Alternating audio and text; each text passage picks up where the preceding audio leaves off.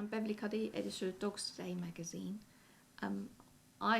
Even though I thought I knew everything about dogs, my dog managed to go missing for 7 days and I got it back.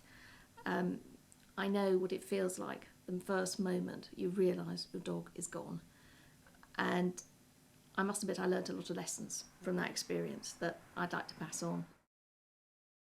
One of the first things you've got to do is get help. You're just one person. Your instinct is to get out there and walk and look and shout, but you can't cover enough ground. You really need to quickly get other people involved. There's some basic things you need to do. You need to phone the dog warden. You need to check that you're not on a boundary and that there's another dog warden that's down the road that you're missing. So do a bit of research, talk to the dog warden, ask if there's anyone else that they should call. You can find them through environmental health at your local council. They may not be operating when your dog goes missing, so you'll need to first of all phone the police, because the police, some people still think that's where you take lost dogs. The police don't really have facilities to deal with it, so there's usually one station in your area where they'll keep a lost dog, but they won't want to do it. They'll quickly move it into kennels.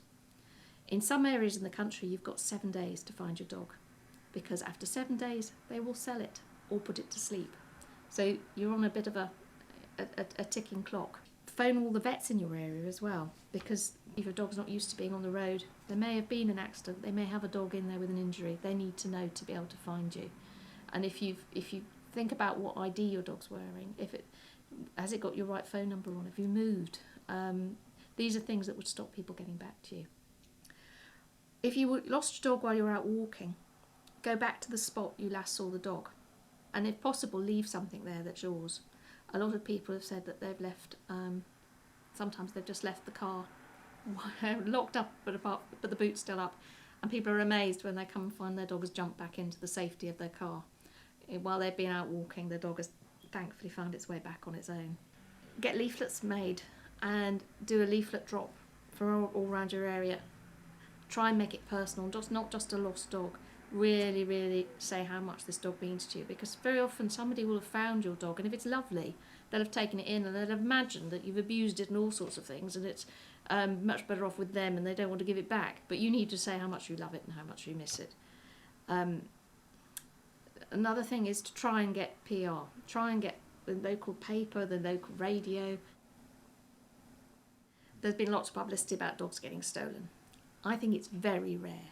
I think people like to imagine that's what happened because it's easier to deal with than, oh, it's just my fault, it's gone missing. Don't leave your dog tied up outside a shop. Don't leave your dog in the car. I mean, you shouldn't leave it in the car anyway, especially on a hot day, but nearly all the cases I've heard recently of dogs being stolen, it's been in the car. Either the car gets stolen or the dogs get taken out of the car.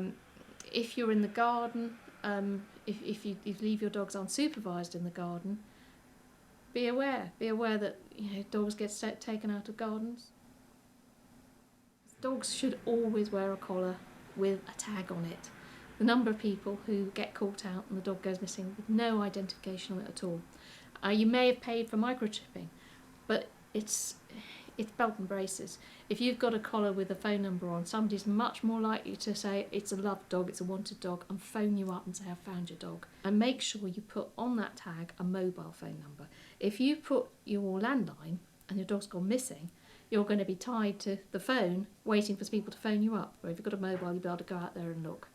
Or there's some really, really good little tags you can get now from a variety of sources, where they've got a 24-hour phone number, they've got a line there that someone else is manning. So if your dog goes missing, you've got other people helping, and that they'll also, if your dog is found and it needs veterinary care on some of these schemes, they'll instantly over the phone say, go ahead and operate. If your dog's been involved in a crash or something, you don't want a vet going, should I operate? Will I ever get my fees recovered?